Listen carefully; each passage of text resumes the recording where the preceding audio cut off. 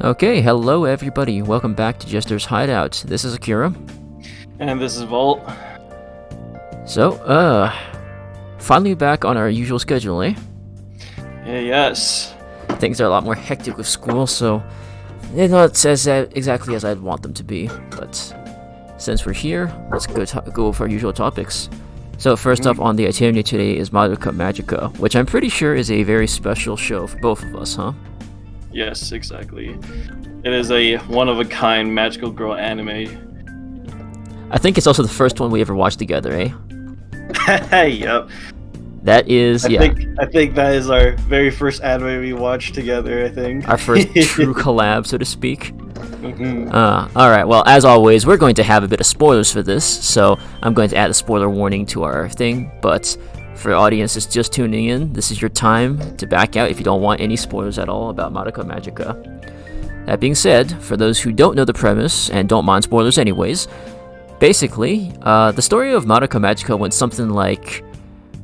the first episode is strange though, because you see the main character Madoka encountering some kind of apocalyptic situation, and she sees this girl who's fighting some sort of monster, and all she cares about is trying to save that girl. And then then all of a sudden flashes forward as though she was only dreaming, and then it just shows her going to school, and then you kind of don't exactly know what exactly is going on, right up to the point where the main character finds this creature, this how would you describe it? It's like a white fox almost, right? To me, it seemed more like a rabbit. Okay. With a jewel-like eyes. Okay, close enough. Something like that. And then she sees the girl that she saw in her quote-unquote dream trying to kill it, and then she wouldn't let the girl kill that creature, right? And eventually she nurses this creature back to health, and the creature tells her something along the lines of, make a contract with me and become a magical girl, right? And that's sort of how the show starts, with the fact that you could make a contract with this creature and become a magical girl, and you would gain the abilities to fight back against those monsters that, turns out they weren't just a dream, but they were actually the real deal, right? Yes. Okay. So now, so this is the last chance for you to stop if you don't want spoilers, okay? So then, as it turns out though, as you progress through the story, the magical girls actually end up becoming those monsters eventually, as part of a cycle. And that is supposed to be like the big spoiler. So, that was your last chance to turn away, and you lost it. So, okay, let me get your opinion on something. When you first started watching this show, like, what was your impression of it? What did you think it was going to be like? Well, I've seen some magical girl animes before. Like, let's see, there's Magical Girl Nanoha. There's the very famous one, Sailor Moon. I watched that like when I was a kid, like back when I was like 5 years old. Like my parents didn't know what to give me to watch, and they just kind of gave me Sailor Moon. I just stumbled upon it somehow and just watched it anyway. Mm-hmm. But because I was so young, I didn't understand what the hell was going on. But regardless, it was pretty wholesome. Everything was whatever. There was no blood or anything. Like everything's cool, right? The set was Nanoha. There was a lot of magical battling, fighting. But death was not its main focus, right? Like, there was a lot of battles, but no one would die or anything. Like, they would always come out, like, pretty exhausted, but, at the end of the day, they would defeat their enemy, get them locked up in jail or something like that. But, like I said before, Madoka is one of a kind, where they emphasizes the whole hardship, or I guess the reality of what being a magical girl would be like. It's almost like no different from being a cop, right? Because you're putting your life on the line. You're battling to keep the world running. Yeah, that's basically the thing. Like, the cops. Because the enemies that they fight, they were called witches, right? Yeah. The thing with witches is that they could actually attack people, and they would be unaware that they were being affected by a witch, right? That was the big problem with that. Was that it? I didn't remember that. Yeah, witches could influence people to do harmful things. Like there was that one time where this witch was influencing someone, like they were going to make him jump off a building, and another time where a witch was influencing a bunch of people to mix bleach and detergent together, which creates chlorine gas, and they would have all committed mass suicide off of that. Yeah.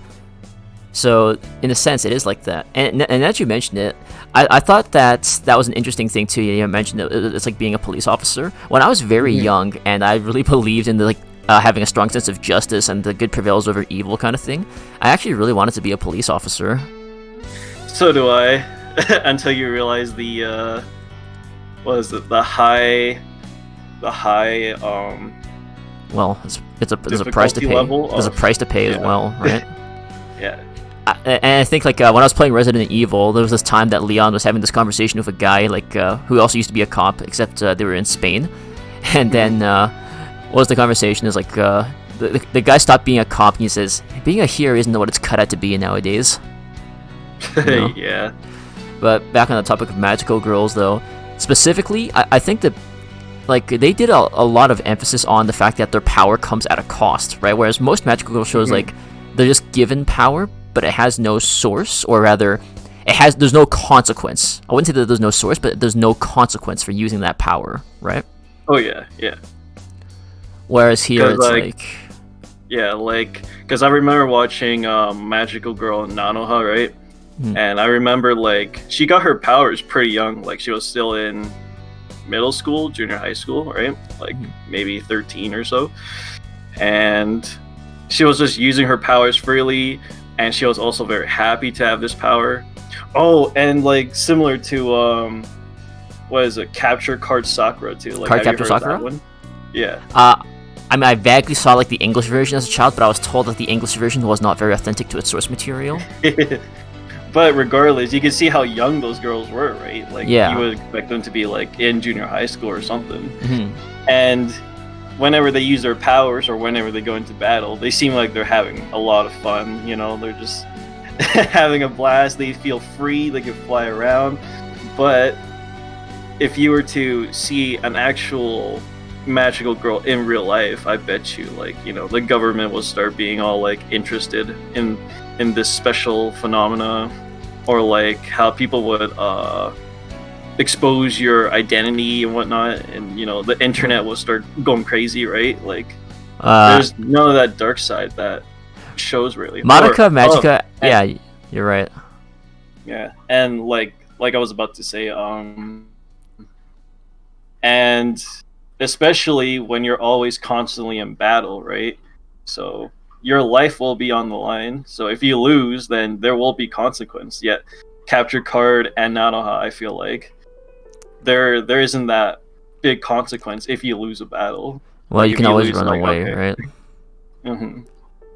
And actually, but what if you can't? Just like Madoka, right? Oh yeah, that was third episode in a nutshell, right? Mami just getting her head bitten off was pretty final. There was no coming back from that. Yeah. And another thing you mentioned about it is the social aspect of being a magical girl. That wasn't something that was touched upon directly in Madoka Magica, but in one of the games, there's actually a visual novel game that was on I think the PSP for Madoka Magica, where you're playing as Homura and you're trying to find a way to defeat Walpurgisnacht, and what was it? Walpurgisnacht is the ultimate witch, basically, right? And there's no way you could defeat it alone. Yeah. And depending on the choices you make, you might end up in a situation where you have all 5 magical girls from the show, so that would be Homura, Mami, what was it, Kyoko, Sayaka, all together, and Madoka herself. They're all able and willing to fight, and then they succeed, right? Or alternatively, if you make certain bad decisions, some of them might end up dead, right? I think one of the worst that can happen though is when Sayaka, her identity is discovered by the guy that she has a crush on, and he's just horrified of her because he thinks that she's a monster. And yes. then because of the way the magical girl system works, if you experience extremely strong despair, that automatically kills you as a magical girl. Any sort of negative emotion that'll impure the soul gem. Well, see, that's the part that I think that's a Cube thing, right? He's his race specifically designed the soul gems to do that. Mhm. Because just like it feels like it would make no logical sense if you're actually trying to keep someone powerful, because everyone's going to feel negative emotions at some point, but they're trying to harvest the negative emotions, right? So the more the better. Kind of like Kirei, except Kirei's only doing it for the kicks, and these guys are actually doing it for good cause. Then, in your opinion, do you feel like the witches are just the victims and Kyubey, or the Kyubeis are the actual villains of the story? Well, technically they are, but also technically, like... Okay, well, it depends, because we do not know who Walpurgis Nacht is, right? Like, we don't know which witch that is, but like that witch would have basically ended the world, right? And Pretty much, yeah. Yeah, so then, in a sense, like, of course, that's the immediate danger, but if the origin of all witches is Kyubei's race turning people into magical girls and then allowing them to become witches, then technically they are the main villains, right? They are the source of the entire conflict, despite the fact that Walpurgis Nacht is, like, the immediate danger. Exactly, because, like, without magical girls, there won't be a witch, right? And in order for a girl to become a magical girl, you need to make a wish from Kyubei. Well, and the thing is that, though, the Kyubei grants all the wishes that you make, right? So... That makes you wonder, like, doesn't that mean Kyubei is omega powerful? Because they can just wish whatever the hell they want? well, I mean, the only way that is allowed to work, though, at least by Kyubei's logic, is that the wish they are granting must also result in a return of energy being harvested much greater than the energy spent to grant the wish in the first place. Right, like, or at least in the case of Madoka, I remember when when her karma reached like its maximum peak and she made a wish, but then also became a witch. Like Kyubei said that, like, oh yeah, Earth's gonna be destroyed off this, but we have enough energy to save the universe, kind of thing. It's like it was totally worth. That was kind of confusing. I didn't quite get that one. Yeah, apparently that was just a result of Homer doing multiple time loops and all of the karma supposedly gathering onto Madoka because she was never allowed to become a magical girl in any of the subsequent timelines. So, in other words, if Madoka were to wish to become a goddess from the very first timeline, would it have been possible or no? No, because she wouldn't have built up enough karma to do so. Apparently. You need the karma? Apparently. I don't remember... It's been a long time since I watched Madoka Magica, but I remember that there were very specific requirements for her to actually become God form Madoka. So, if Homer hadn't done her time looping, that option never would have even been possible. Then how is it possible for Homer to become the devil, like in the last movie then? Have you seen the last movie? I did see it, but it makes no sense. As far as I could tell, she basically stole Madoka's powers. Like, basically, like, took her power from her. But it's not explained exactly how, is the thing. Like, as far as I could tell in the movie, all she did was grab her hand, and then, like... And then she just sucked the hell out of her powers. Yeah, like, I don't know exactly how that mechanic worked. Like, to me, I don't know, like, that's not the ending I expected for the movie, because now it's like, as someone who does a bit of story writing, like, that's just wrong, because that sets up the fact that now there has to be a new conflict, right? Because you've left in the middle of the bad power winning, like, unless, of course, like, that is your big payoff. Your big payoff is you want the bad guy to win, okay, like, Berserk style, sure. I mean, technically, she's not a bad guy. She imprisoned all the Kyubeis, like, to die forever, right? Yeah, I'm not saying that Homura is, like, bad, so to speak. Like, she's not doing the right thing, so to speak, but she's not, like, evil either, because she's basically, like almost like Maruki from Persona 5, really. Yeah, she's basically just the embodiment of hate towards Kyubei, pretty much. Well, also love towards Madoka, I guess, but like, I still consider yandere love. I consider that like a sort of bad ending, though, because the way I imagined that story would have ended is that, like, Homer finally gets to die in peace and see Madoka again, but, like, that didn't happen, right? I just feel like, and it also sets up the fact that it foreshadows that Madoka still has her powers despite having some of it taken, right? It's like I feel like. Yeah, like, at the very, very end, like, where her eyes turn yellow and she starts, like, I had another purpose, but why can't I remember? And then Homura, like, has to grab her. Oh, right. And then she just kind of, like, subside her memories, like, oh, don't worry, it's fine. Yeah, and then, like, and the last thing she did was give Madoka back her ribbons while saying that we might become enemies someday, right? Like, you can't just do that and then never build upon it, because then the story feels incomplete. Like, they end with a cliffhanger, but actually just end it right there with no concrete ending. Right, and that's why no solid ending that makes you feel like, oh, this is this is what I like, right? Like it didn't feel like a resolution. Like even if it was like a bad ending, like I would have been okay if it had a proper resolution, but they foreshadowed it a bit too much. And then when they came out with that new Magical Girl project, I'm like, oh, I'm excited. And then next thing I know, it's Magica record, and then like, oh, I'm sad. Hey, who knows? Maybe they could add like more of the Magica Madoka lore in the mobile game, just like how they did with FGO, right?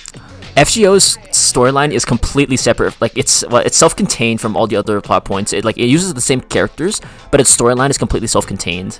So I don't. But they also expand the universe a lot. They do, from the yes. mobile game, right? Yeah, they do. Like they could probably do the same thing with Madoka, don't you think? If they choose to go that way, yeah, because they've introduced a bunch of magical girls since then, right? And this is not even counting the fact that there's like a PSP game, which like it shows you like all the loops that Homer could possibly go through, even the one where they actually beat Walpurgis and like they live happily ever after without having anyone become evil or anything like that.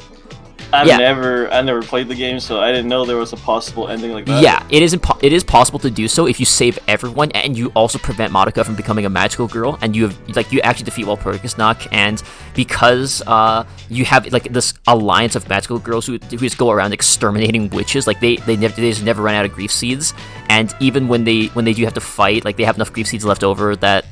And because just by the fact of existing, their soul gem gets drained over time, right? But if they're not fighting, that drain is so slow, it's basically like trivial. Like they'll just live a normal lifespan and be happy and stuff, right?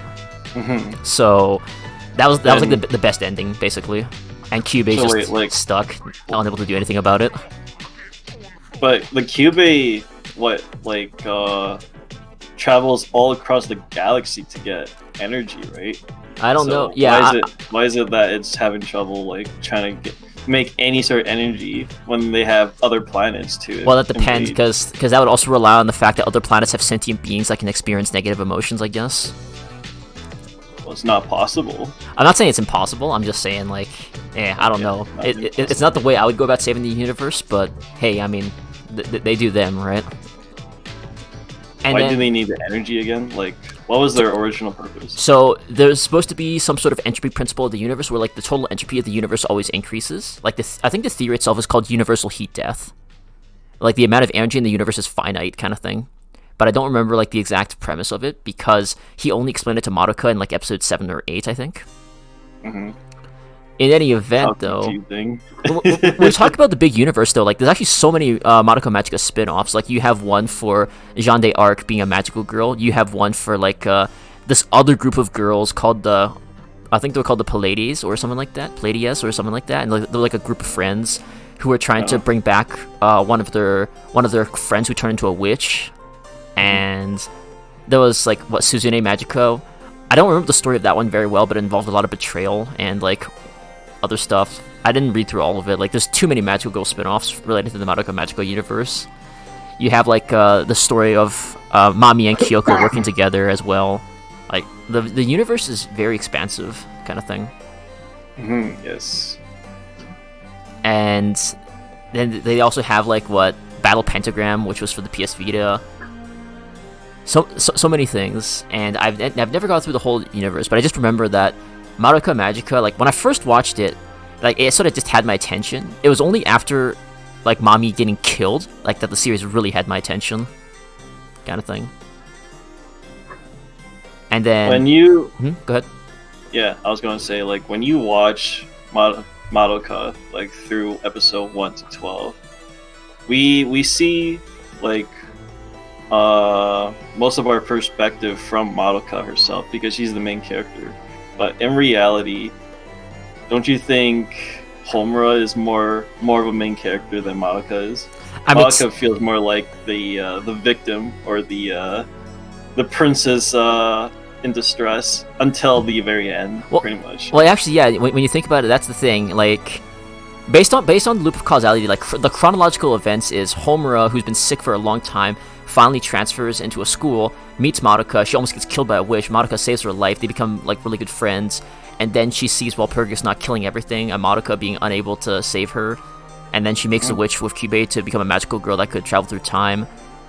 And then like she just keeps looping over and over again until like her mind starts breaking because she can't save Madoka no matter how many times she tries.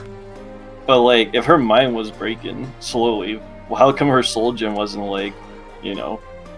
Technically, okay, so I'm not sure how time loops work in the Madoka verse, but I would assume that if you time loop back and just use a grief seed on yourself, it would just reset it anyways. Like, and because you're going back in time, you can always find that same grief seed over and over again, right?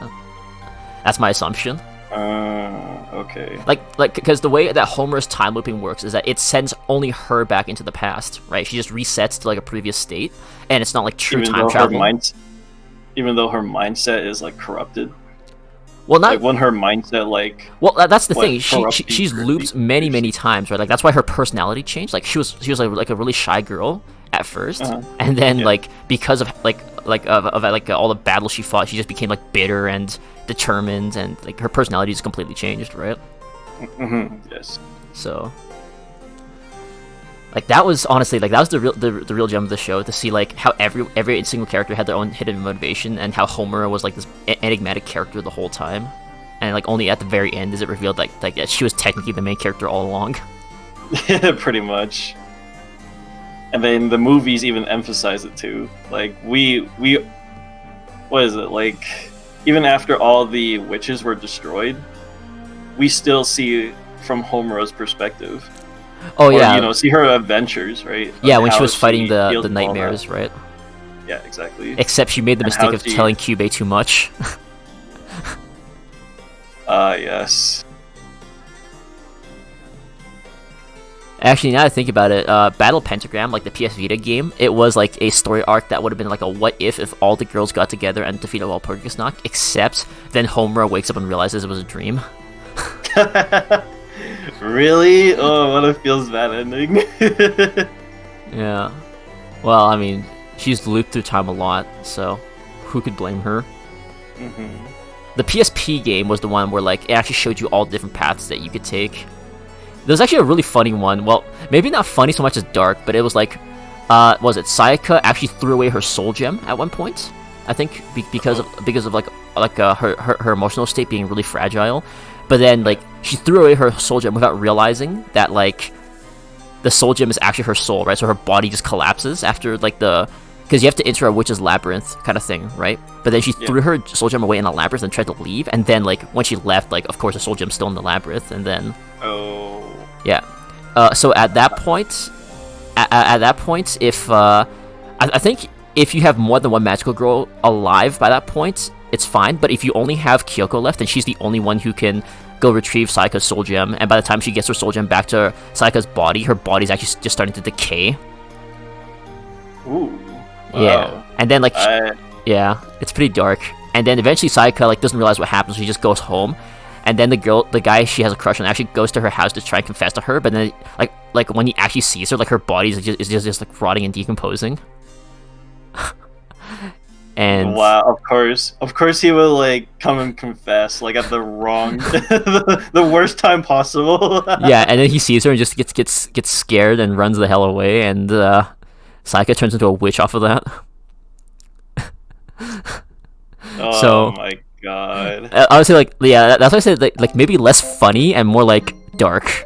But like I thought it was good in the sense that like this is the kind of stuff that Kirei would enjoy. He would sip red wine to this and be like, I have to sample this flavor again. Kind of thing. He'd be like, this is nice. Okay, when you think about it though, like Fate Zero was written by the same guy who wrote Madoka Magica, right? So when you consider how much Kirei enjoyed everything that was happening in Fate Zero, like of course he would enjoy everything that happens in Madoka Magica. The suffering is delicious. Oh man. I mean, he even admits that he cried that he wasn't able to kill his own wife before she killed herself, right? Yeah. So like I guess Madoka Magica is more of a like, okay, like are there any really happy moments in the show? Because I feel like there aren't. Like outside of like peaceful time, like the first 2 episodes, like everything else has just been like dark despair and like suffering. I mean, that's the reality of it if you're gonna put your body on the line against like crazy monsters, right? Yeah. Or any sort of like dangerous foes you might come across. Right. That's one of the things that no other like I guess, show, game, or whatever it really shows off. Like even in Persona, like I've never seen the characters be put in danger of death, like so blatantly put in the danger of death that like you as the viewer or player get scared. You sure? I mean, like, what about that one time Persona 5 when let's see the beginning part when Persona Ryuji, 5 like might be different. 5's different. Yeah. What about 3? Isn't 3's 3? like, Okay, 3. all about Okay, yes, 3. Yeah, okay. So you know what? 3 absolutely is. But like when I played 4, I didn't get that feeling outside of like. Okay, I should correct myself. The main characters felt like they were never in true danger of death because they were just having fun, right? Yeah, at least in Persona 4. Now in Persona 5 to some extent too, right? Like aside from when they didn't have the personas, like when they didn't have the personas and they were in a lot of danger, like yes, absolutely. But once they had the personas, like and like all they did was like, oh yeah, let's change this guy's heart, and oh look, we get to eat this expensive sushi by selling his suitcase and everything. Like the stakes didn't feel that high at that point. It wasn't until the major final boss of the story in Persona 5 really like put his hands down on the Phantom Thieves. Yeah, right. So, but like Madoka Magica like was right away. You could feel that sense of danger, kind of thing. Mm-hmm. The despair. Yeah. And another thing that I did like about Madoka Magica was like how cynical it could be. I remember when like Sayaka and Kyoko were having their argument, and Kyoko was like, okay, what you clearly want, what you really wished for, wasn't for this guy's arms to get healed, it was for him to fall in love with you. But since his arms got healed, he actually ended up falling in love with someone else, and now you're all upset. What you should have wished for was for him to be unable to live without you. Right? And then... But the thing is that she... I think the thing was that if she were to wish for him to fall in love with her, then it would just be unfair, or like she's just controlling him at that point, like he's a puppet. Right, exactly. I don't know what you mean, but it's what you wanted, right? Like deep down, what you wanted was for him to fall in love with her, right? Even though she was being like really altruistic and helping him out and stuff, right? But like he never actually fell in love with her, kind of thing. Right? Not unless she gets to that bad end where she threw away her soul gem. Yeah, special exceptions noted. Random as all hell. I could show you that ending if I could find it again, but I remember seeing that just thinking, oh no, this cannot be. Right? This is the end. and then the thing is like Kyoko only started thinking that way because she tried to do that. She tried to use her power to help other people, right? She tried to use the wish she had for someone else's sake, and she just ended up regretting it because her father ended up killing her whole family because he went insane as a result. Like what? Who? Kyoko's father. Like, is that the red hair girl? Yeah, the red hair girl. Like her father was like some sort of preacher, right? Like he gave out sermons and stuff, but no one would listen. So then Kyoko used her wish to make people listen to his sermons and stuff, right? But then he eventually found out, and he actually called her a witch, right? Even though she was the magical girl killing witches behind the scenes. What the heck? Do you not remember that? Like she explains her story. Like she explains her story to Sayaka, and like like that's when they actually started bonding and becoming friends, right? When like Kyoko explained her the reason why she always like never got along with Sayaka, because Sayaka had this really idealistic sense of like justice and everything, but like Kyoko's already been there, done that, and like it ended really badly for her, right? And that's the reason why she looked down on Sayaka at first, but then like eventually once he realized how much similar they were, she actually tried to help Sayaka, and then like it was too late by then, right? It was truly unfortunate. Yeah, and then at the end of the day, like that's what made the show good. Well, I wouldn't necessarily say it made the show good, but different from other magical girl shows. It was a lot less about the benefits and a lot more about detriments that were sort of, I guess they were sort of contrived, but still like it worked, right? I would say it showed more of the realism of and the consequences of having power. Yeah, right. I think Madoka draws a lot of inspiration from Faust and from Lovecraft, where like using a power comes at an expense. And I think especially Faust, because Faust was the guy, I think in like a German folklore, who traded his soul for power. So, from a literal sense, magical girls are trading their souls for power, right? Yes, exactly. So, I mean, I still sort of want there to be like a mix of both good and bad, in terms of like I want the characters to be both happy and see and feel despair, not too much of one or too much of the other, but as Jules Well, Duras would say. What can you do when you're always in the battlefield? Like This is why Kiritsugu, like in Fate Zero, Kiritsugu said that the battlefield is hell itself, right? Like, and the only reason people think otherwise is because there's been a legend or a dazzling hero in every age of humanity that has washed away the ugliness of war, kind of thing, right? Yes. And like it's really hard for me to separate Madoka from Fate Zero just because of how much they share in common. Probably because they're both written by the same author. Yeah, I mean that's true as well. What were you gonna say? Sorry, I didn't mean to cut you off. Yeah, I was going to say, like, back to that whole battlefield thing about like heroes washing away the ugliness of the war, right? It's kind of similar to Saber with how she fought in the war of in Avalon, right? Wait, which battle are you talking about? That one time where she killed Mordred? Oh, that's Camlan. The Battle of Camlan. Yeah, Camelot. There you go, yes. Like, even though she won the war, and everyone praised her as the hero, you can see where she stands. The ugliness of the battlefield. Just blood. Just a lot of gore. Like, just nothingness. Yeah, and like her kingdom is gone by that point too, right? Like, there's nothing left, even though she worked so hard. She may have won the war, but she lost everything. Right. I don't even think like that was a war that she really wanted to fight to begin with, right? Like, it was exactly the same as Sayaka, where like she drew the sword of selection, thinking that it would lead to a better future. The same way Sayaka became a magical girl, thinking that she could help protect people, right? Yes.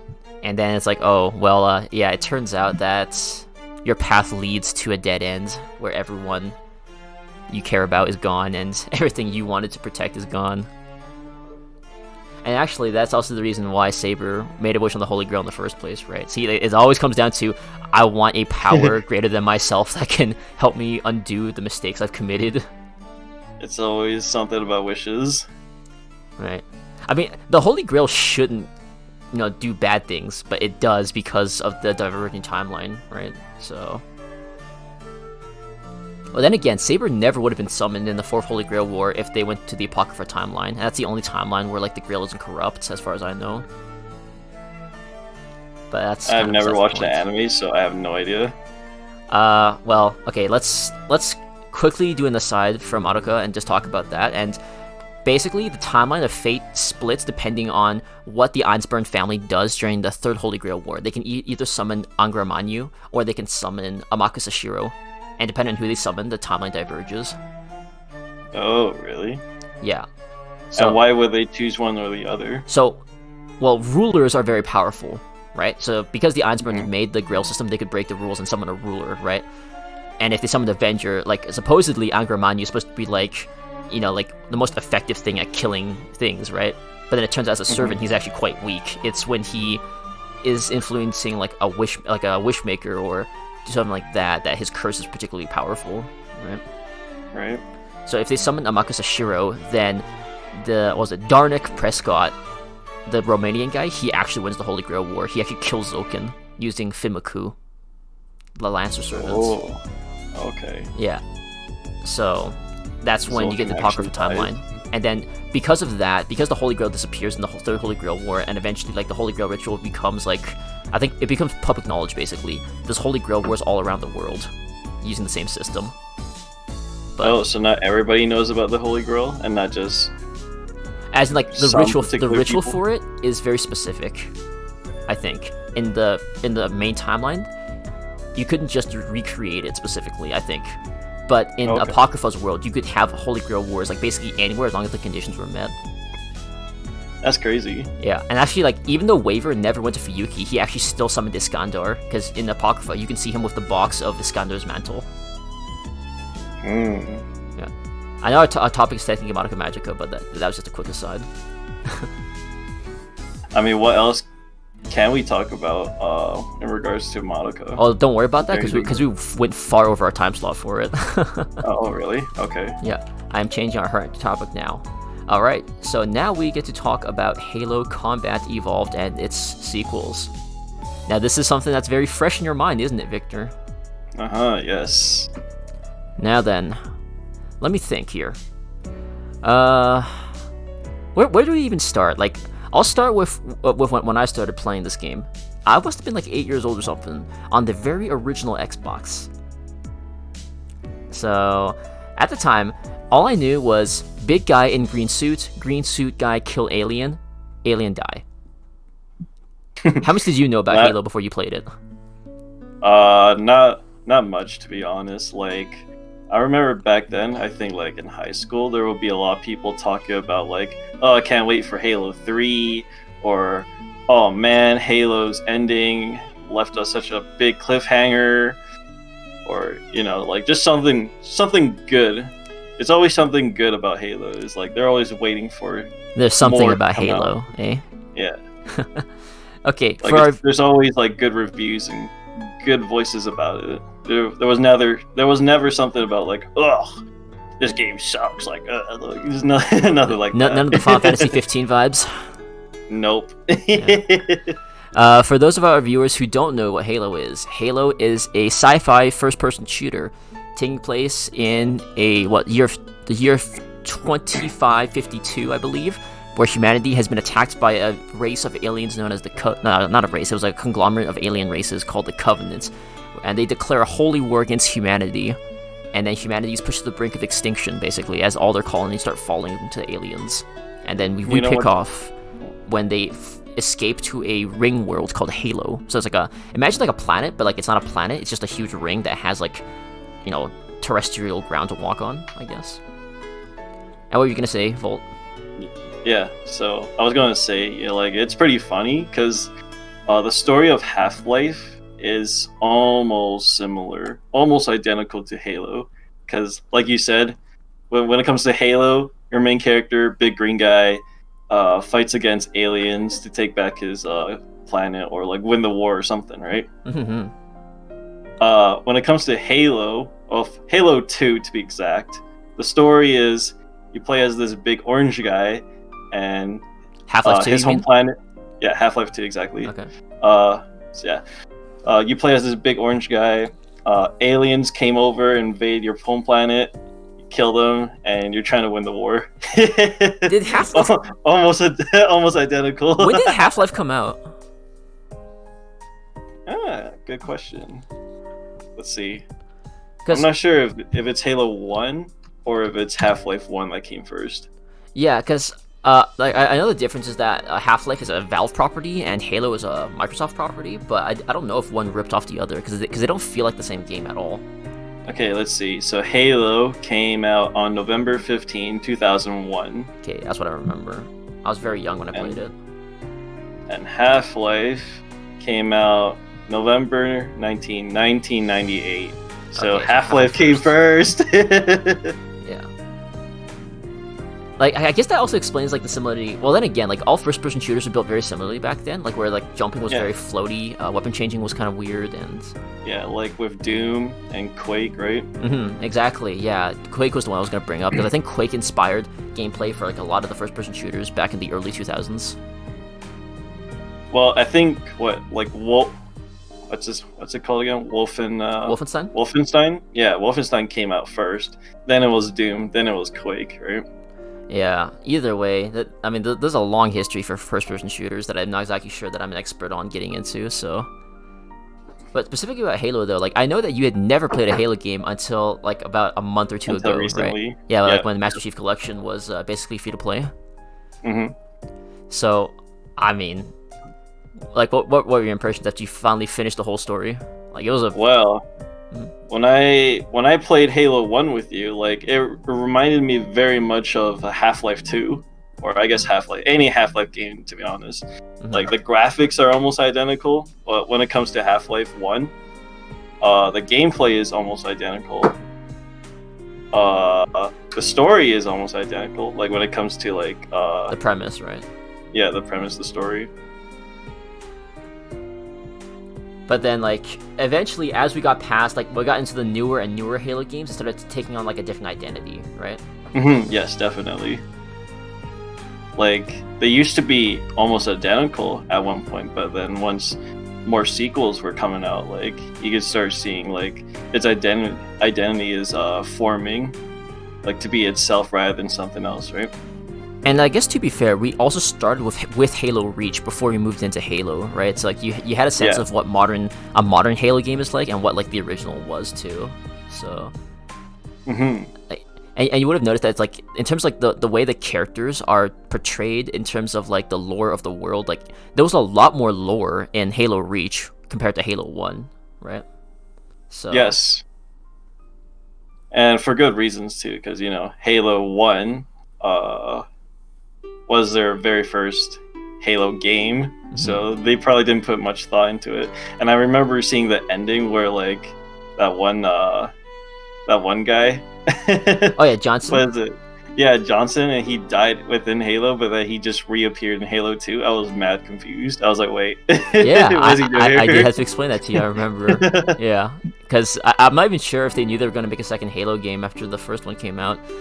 So I'm pretty sure they were very lax with lore and world building. Because like I remember in Halo Reach, like they talked about the mention of slip space drives. They talked about the different colonies that Earth had. They talked about how there's like a human rebellion against the United Nations Space Command and stuff. Like these were things that like were not even mentioned, not even remotely touched upon in Halo 1, right? Halo 1 was like, we brought you here, kill aliens, don't ask questions, right? Yep. So there was so much progression, and like I sort of liked that, you know, like back when I was younger, I never actually played Halo 3 until I played it with you. You know, like when I was a kid, I only went through 1 and 2, and then I only knew that 2 had a cliffhanger because I played until the very end, and then never touched 3. Why didn't you touch 3 when you had Okay, my poor and plebeian expletive did not have enough money to afford an Xbox 360. Okay, makes sense. Yeah, so like, okay, so this was a time where like, I must have been in grade 7 back then, because I remember reading about Halo 3 in my local newspaper, and that was a time where I was still like what everyone else was playing on the Xbox 360, right? Like they're getting the Red Ring of Deaths and all that good stuff. If you remember those things, that's an old hardware problem. But like, I was still playing on my original Xbox at the time. I was playing old games, like they had like Fusion Frenzy, Amped, Snowboarding, and stuff like that, right? Still playing the original Halo as well, and Mech Assault 2. But then like, I also never played online either. I never got a chance to try Xbox Live because my family couldn't afford the subscription, and I didn't know how to set it up myself. Like nowadays, gaming online is quite easy. You know, you connect to the Wi-Fi and it's all good, right? But back then, like that was a privilege, you know, online gaming. Yes. So then I never got to try Halo 3 because I didn't own the console and I didn't have any friends that I could play it with at the time. So then I basically did not know the story of Halo 3 at all, aside from like who dies and who lives. Like that was all I knew. Until very recent. Yeah, it was only very recently, but like you know, like because my friends were telling me about like I had some friends who like they went to different schools from me, so I never really got to see them. And I moved far away from them, but like they would tell me about like the advanced flood forms, and then you and I actually got to see those advanced flood forms in Halo 3. I'm like, oh no. Yeah, that was fun. Like, it was a wholly different experience from what I was expecting. And like also not to mention the fact that they finally introduced armor abilities, but then they also messed around with my reload button, which I didn't like. I wish we had like custom controller bindings for the game, which made me upset. I was all keyboard and mouse, so it didn't bother me that much. Well, okay, yeah, I mean, I played on controller ever since I was a kid, and like I was not gonna play Halo without an Xbox controller. So gotta play with the nostalgia. Yeah, I wanted the authenticity of the experience, right? Like, sure, it's like what Halo 3's been out for like bare minimum. It's got to be at least like 13, 14 years now, right? But like, if I'm going to experience it as though I was still back in like junior high school, like I want the authentic experience. And that also includes. Don't you play?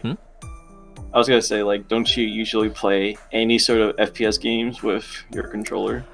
There's one exception to that, and that's Overwatch. But yes, most of the time I do. I'm just used to playing first-person shooters with a controller, and it can't be helped. It's much harder for me to aim accurately on a PC and with mouse and keyboard. Like, I know that the PC gives you a lot of freedom with the way that you look around, but controller gives me a lot of freedom with how I do my movement. So I don't know. It's the comfortability. Yeah, can't be helped.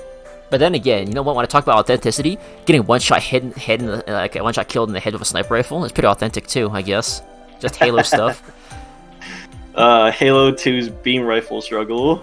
Well, no, that wasn't even Halo 2's beam rifle struggle because the jackals weren't that accurate in Halo 2. But in Halo 3, it was like 3? Yeah, it was 3. Oh, it was 3. Yes, it was 3. When we were playing, what was it the level called Sierra 117? Like we step out into the open, they see us, we're just instantly dead, and we don't even know where they were. It was so funny. I was just standing there waiting for you to respawn. Every time you do, you just die. I don't understand. How could they give AI such laser pinpoint accuracy?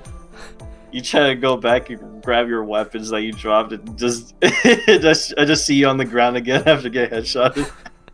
It just felt like I was like, you remember how Cat and Halo like how like they were just running on the ground and then like instantly this jackal with like a spike rifle just kills her by shooting her through the head. Like that's what it felt like. Mm-hmm.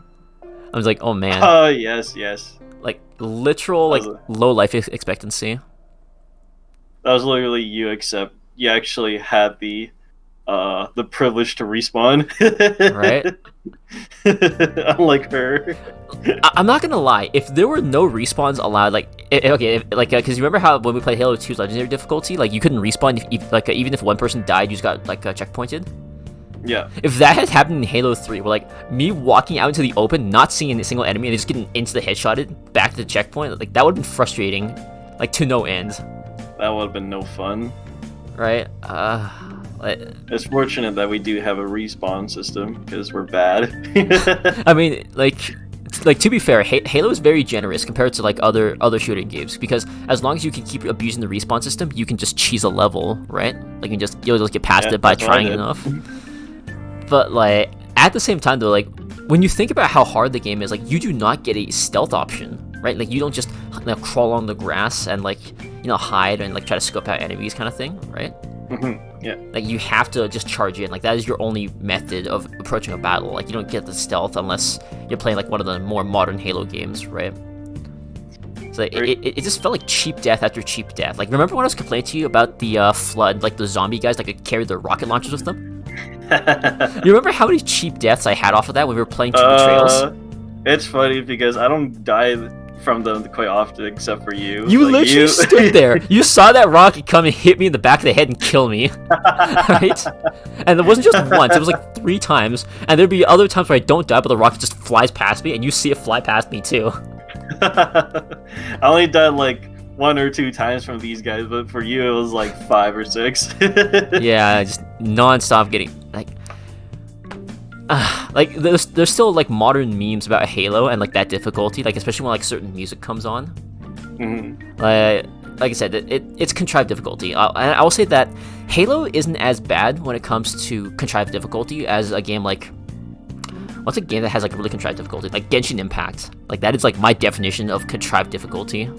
You gotta let them know that it is the Spyro Abyss that you right. Okay. Yeah. I should explain. I should explain. So I'm not sure if any of the viewers actually play Genshin Impact, but if they do, there's like this special area in Genshin Impact called the Spiral Abyss, and Genshin Impact is basically like Breath of the Wild with like kind of like MOBA styled controls where you have like an ability and an ultimate ability.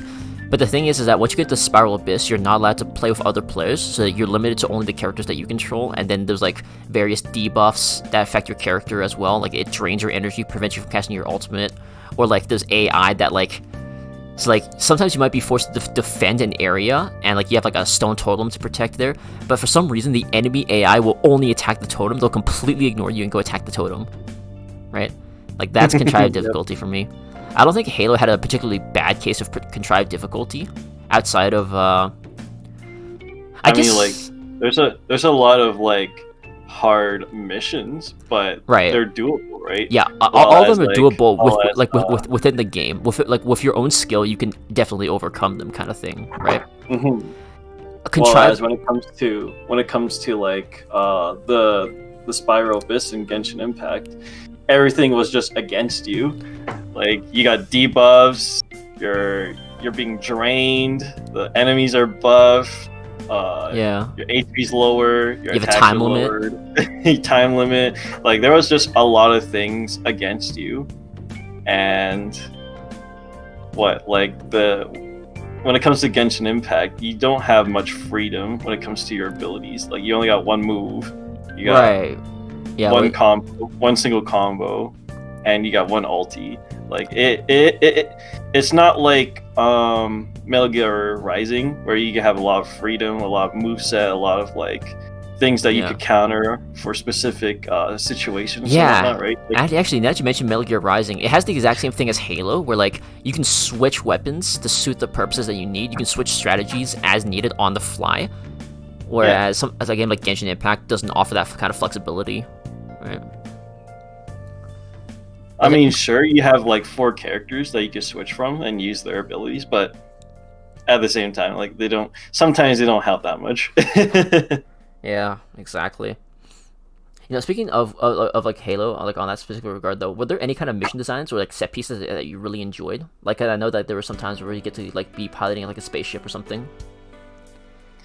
To be honest, I enjoyed all of them. Like I enjoyed everything in the main campaigns on all 5 Halo games. The only thing I did not enjoy was the Spartan Ops from Halo 4. Yeah. I think that's just due to the design. Like we still haven't gotten around to completing all of them yet, so maybe we'll still find something good there. But it felt like kind of like generic, if that's the right word. It felt very dry. Like there wasn't any sort of tension. Nothing was getting you like soaked into like the battle. Like when you play the story, you feel like you're Master Chief, right? Like, and there's always like something that pushes you in order to succeed in your mission, while as like in Spartan Ops, kind of like, oh hey, here's your mission, good luck. Right. Like especially in Halo 4 as well, because like you start the game with Cortana like starting to like die basically, right? It's like that. Like that was Chief's motivation for like the whole story, to like find a way to get Cortana back to Earth. His AI girlfriend. Well, better than a real girlfriend in some cases, I suppose. Whoa, hey man. Hey, I mean Cortana's a good girl. What can I say? Helpful, able to do calculations, able to open doors for you, able to stop you from destroying the universe when you accidentally activate an index from a monitor that you don't know. I mean, like that was all her. Like that was all Cortana. I mean, if the real version Cortana were to be with him, like she could have done the same thing, right? You mean Dr. Halsey? Yeah. I don't know. Halsey's. I guess so. Are they? Yeah, they're both the same person. It's just that Cortana is just the AI version, isn't she? Well, AIs are also a lot better at doing like math calculations and stuff. So I don't know, like to what extent. If they design her to be like that, I know her personality is based on Dr. Halsey's, but like I don't know if the skills are transferred over. I'm not entirely sure. We'll never know. I mean, specifically when it comes to things that I was frustrated in the campaign, I think the 2 biggest frustrations. Well, again, no, I have 3. So it was getting one shot headshotted by jackals, getting hit by rocket floods, or like Promethean Knights with incinerator cannons. Like that was annoying too. And the last one was actually the Saber mission from Halo Reach. Do you remember that one? The one in outer space. The Saber mission? Yeah, like the one where the ships, like the ships were called Sabers, right? Oh yeah, right. I enjoyed it for the most part, but man, like, do you remember how many times we died trying to complete that part of the mission? I had to mega cheese that one. Like I had to fly through like the bigger ships and just fly around the obstacles in order to like get the Banshees off me. Yeah, and like it was crazy. They had laser pinpoint accuracy. Like I could be taking all sorts of evasive maneuvers, like doing spins and flips and like quick turns and all that stuff, and the lasers would and still you still hit get me. Shot. Yeah, like that really annoys me. It's like playing against a human player, they might not be accurate enough to compensate for all the maneuvers you're doing, right? But like against AI, that like they basically know your flight trajectory. Like that's like that was just frustrating. And I had the same problem in Halo 4 as well. Whenever we like start flying in Banshees, and then we have any enemy Banshees incoming, they will still hit us with pinpoint accuracy, even though we were doing tricks and stuff in the air. And actually, you remember that one time we were flying that fully armored Pelican in Halo 4 as well? Like we were fighting the Phantoms. Mm-hmm. Like in all cases, we were like almost dead by the end. Like even like, Yeah. I was a bad pilot like compared to you, but like even when you were piloting, like you had to go in really close to fight, right? And the Pelican was absolutely on fire by the end. Like a few more shots would have just killed us both, kind of thing. Oh yeah. Ugh. There's one thing I have complaints about the Halo story. Like, there's nothing wrong with the game, but I just don't like how like the human faction is like super weak compared to any of their opponents. Like the Covenant's overpowered, the Flood's overpowering. Even the Forerunner technology guys from Halo 4. Yeah, like they're pretty powering themselves. And whenever I see the humans like do their work, they always die. Halo 1, they come in, die. Halo Reach, they try to do work, die. Halo 2, die. Like, oh. I mean, to be fair, AI companions are not very strong in any of the Halo games. Like, I mean, yes, but like they could at least like emphasize or like show in the story just how powerful the humans are. Or, you know, try to rival against the Covenant. But like you can clearly see in the story, their planet's being destroyed, Earth's being destroyed. Yeah, actually, there's barely any humans left. Like now that you mention it, it's like I showed you that one anime clip from Halo Legends where like the humans are fighting on Harvest with like the Spartans against the Covenant. Like and at that time, like they were still getting killed, but at least they seemed like they were on even ground. Right. But like you never see from the Covenant side the humans invading them, right? Like invading their homeland, invading or destroying whatever that the Covenant owns, like their sort of property. It's always the humans. Like I always see like the Reach Kings decimated, Earth getting decimated.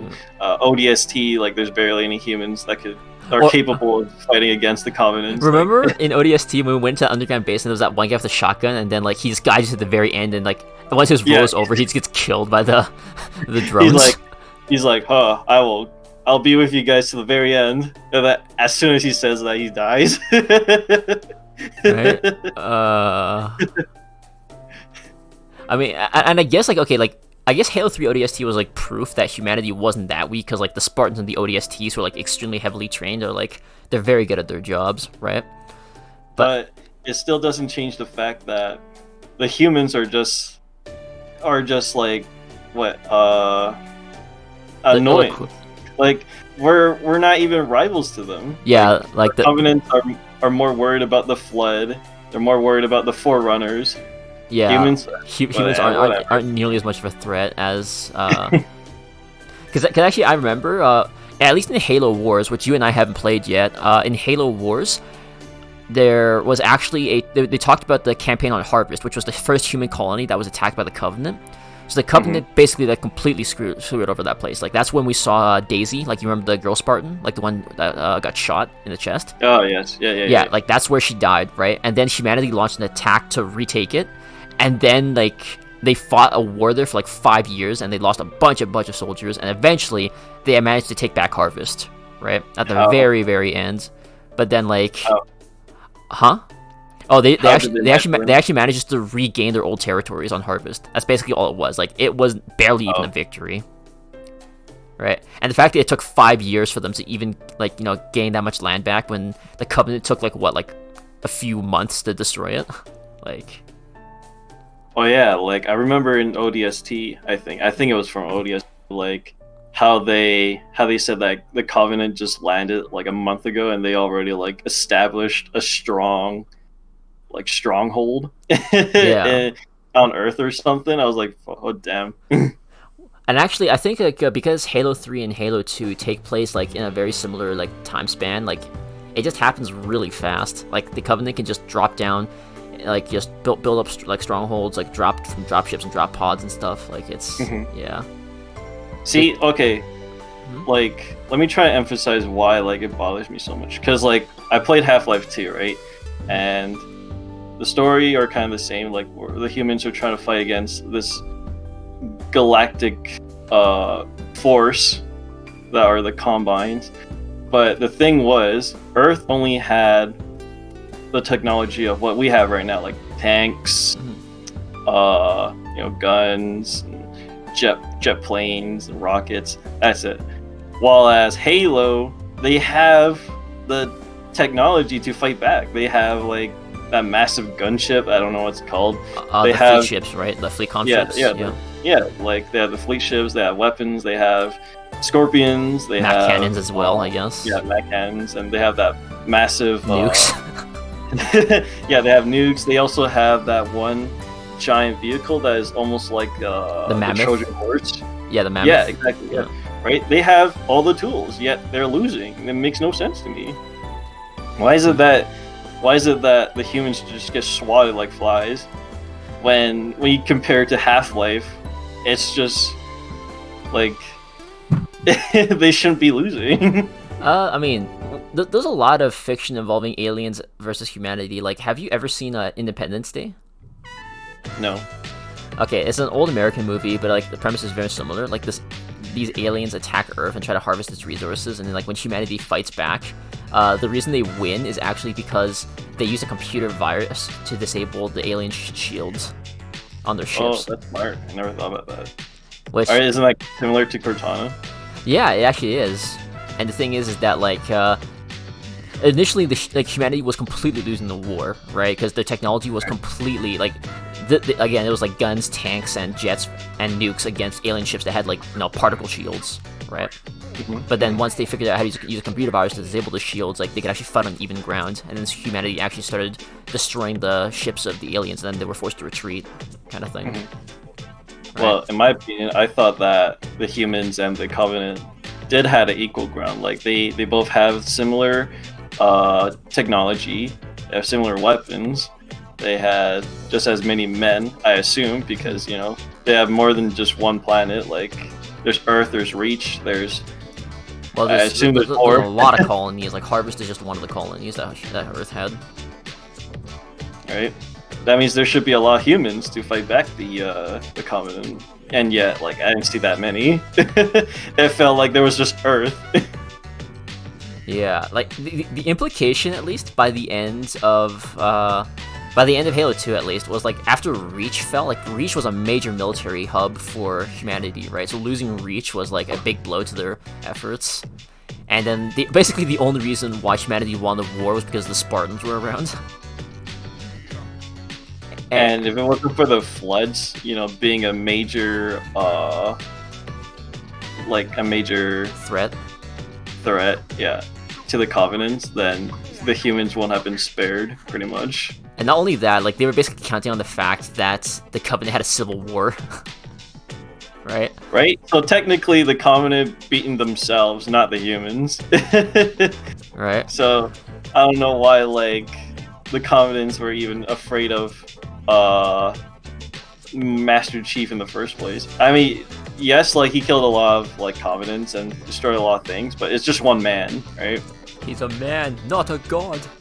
But I mean, the thing is that he was called a demon because, and a lot of the Spartans were, because Spartans were able to kill like hundreds, if not thousands, of Covenant soldiers just by themselves. Right. That was the scary thing about them. But we only had like a handful of Spartans. Master Chief was like the only Spartan we ever saw on screen in Halo 1 and 2, right? And in Halo 3, like there were no other Spartans in Halo 3. It was only when like we got to Reach in Halo 4 that we saw other Spartans, right? Yeah. But when you only have just a handful of individuals versus a galactic army, like they don't have much to be afraid of. Yeah, like the honest impression I had of the Covenant was that the only struggle they really had was trying to find Earth, and they found Earth by accident. The fact that they found it by accident makes the story kind of weak, in my opinion. Well, it's like they're purposely just trying to mess over Earth or humanity. Well, the thing is that like the story of Halo got really complex once the Halo 4 story arc started kicking off, right? Because then there was all about like the mantle of responsibility, like how the Forerunner and humans had fought before, about how all life in the galaxy was destroyed once before by the Forerunners, about how humanity used to be technologically advanced, but then they were reduced to like Like they used to, like in their past, they used to be able to go through space in the same way that the Forerunners could, right? But then the Forerunners annihilated their like entire species and like made them so that like they were all just living in mud huts and stuff. Like the story got so complicated after Halo 3 that like that's the reason why I never wanted to get into like Halo 4 and 5. Because then that's sort of when Halo stopped being a video game franchise and became like a multimedia franchise. They had books, comics, videos, movies, TV shows, and stuff like that. I was like, I never really wanted to get into that stuff. You know what I mean? Yeah, I get you. I like my story like compact in one material. It's kind rather of like, yeah. I was gonna say it's kind of like Final Fantasy 15, ain't it? Yeah, but the thing is that Final Fantasy 15 only built their hype from trailers. They didn't build their hype from like previous games, you know. True. Like Final Fantasy 15, it's its own standalone story, so it doesn't have anything connected to Final Fantasy 14 or 13, yeah, right? All standalones, right? Right. So, and that's exactly why like the movies failed. The anime's free, so it's whatever. But what is it? They also have like the Age of Empire Final Fantasy 15 mobile game too, and that kind of failed. In my opinion, I think it did. Well, okay, I see what you're saying now. Is like Halo had like it built a line of games and whatnot to create this universe, and then started to do the multimedia franchising, whereas Final Fantasy 15 tried to do that right away, and so its universe hadn't been properly established. Exactly. And then the fact that once you start playing the main game, Final Fantasy 15, and realize the story is kind of meh, like, of course the rest of the other materials that they create is going to fail as well, right? Yeah, just by association, so I sort of get that, yeah. For me, I think specifically on Halo, like my big loss of interest came after Halo 5 and Cortana being alive again. Like, no, don't do this to me. Let her stay dead like she was meant to be. Like, okay, like when you did Halo 4's ending with me, like that was the send off Cortana should have had. Like that should have just been the end of the character. Like that would have been fitting, right? Yeah. But they decided to bring her back and turn her into the main villain. I'm like, what? There's a lot of problems with most anime or story where like they kill a character but then revive them anyway just because they're so loved. The fans will get mad and angry. Like, just kill them off for the story's sake, right? Unless you like thought of reviving them originally before the whole fan rage, then okay, sure, go for it. Yeah, like it's one thing to kill off a character with the intention of reviving them at a later point in time anyways, and then there's like you kill off the character you did not originally have plans to bring them back, but now you're doing it anyways. Like the execution of that is going to be very, very different, I feel. Like for me, like when I saw Halo 4's original ending back when it first came out, I just thought like, it was sad, but like that's the way it should have been, right? Like that should be the end for Cortana. That's a new chapter in Master Chief's life where like he has to learn how to live without Cortana and like all that stuff. I don't know. I could complain about that all day. I feel like that's why they should have ended the story, but because they want to make more money, Halo 5 was created. And I think that's the thing I've heard about Halo 5 is that like it has very good gameplay, but the story left much to be desired, and like for a game that has been both story driven and gameplay driven for so long, it's kind of a big blow to lose the integrity of one of them, right? Yeah. Like it's not always a bad thing. It's like sometimes you shouldn't kill off characters, right? But like in that specific instance, like we know it's been building up to that point, right? Yeah, when you're building up the character's demise and then eventually kill them, like, it sounds kind of weird, but like it feels satisfying, right, to see it happen. Like not satisfying in the sense that like, it's good to watch, but like, it's like, you know what, like you can accept it kind of thing, right? Yeah, exactly. Yeah, like you will deny the death, you don't want it to happen, but because it keeps building up, you slowly and eventually accept it, like, oh, okay, it's gonna happen. And then once you see it happen, you're like, okay, yeah, like I can accept that. There's a difference between properly killing off characters and inappropriately killing off characters, and like just the same way that there's like inappropriately resurrecting characters and whatnot, right?